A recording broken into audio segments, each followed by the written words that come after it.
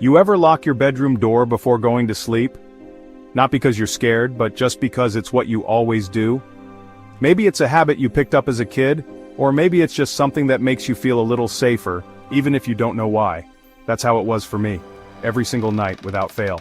I'd turn the key, hear that little metallic click, and let myself believe that nothing could get in. It was a ritual, a small comfort before sleep. I never really questioned it, I just did it, like brushing my teeth or turning off the lights.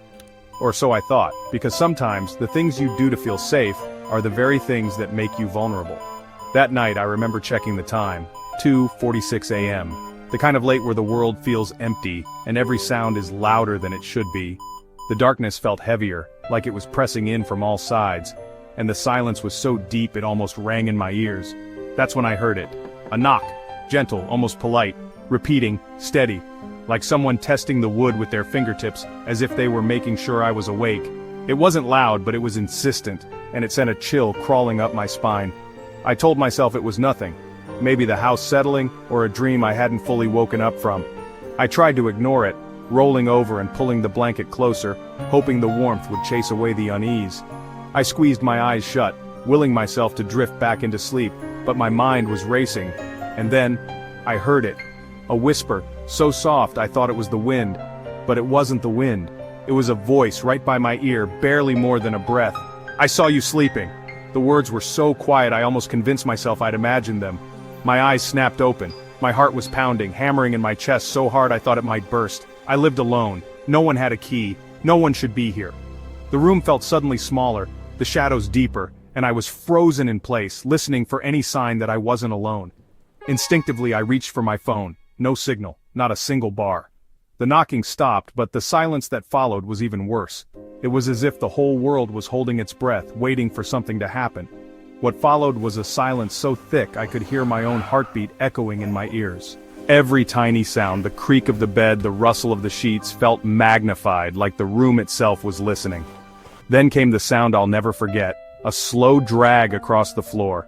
Like nails, long and sharp, scraping, coming closer. The sound was deliberate, almost taunting, as if whatever was making it wanted me to know it was there. And then, scratching, but not from the hallway. No, it was from inside the room, inside with me. The realization hit me like a wave of ice, and I felt every hair on my body stand on end. But the door was still locked. I could see the key still in the lock, unmoved. There was no way anyone could have come in, at least not anyone I could see.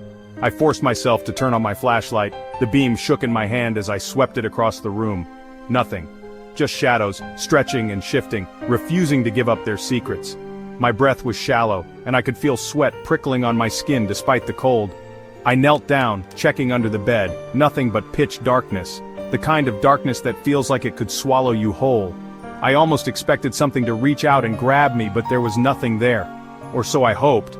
I started to convince myself it was all in my head, maybe I was just tired, or maybe my mind was playing tricks on me. That's when I stood up and felt the air change, cold, heavy, pressing against my skin. It was like stepping into a freezer, but the cold felt alive, almost angry. And then, right behind me, that whisper again, closer this time, almost inside my head. "Now, I sleep in your skin." The words slithered down my spine, and I felt a presence so close I could almost feel its breath on my neck. They found my phone on the floor the next morning. The screen was cracked, but it had been recording for 6 hours straight. No one could explain how it started recording, or why it was shattered.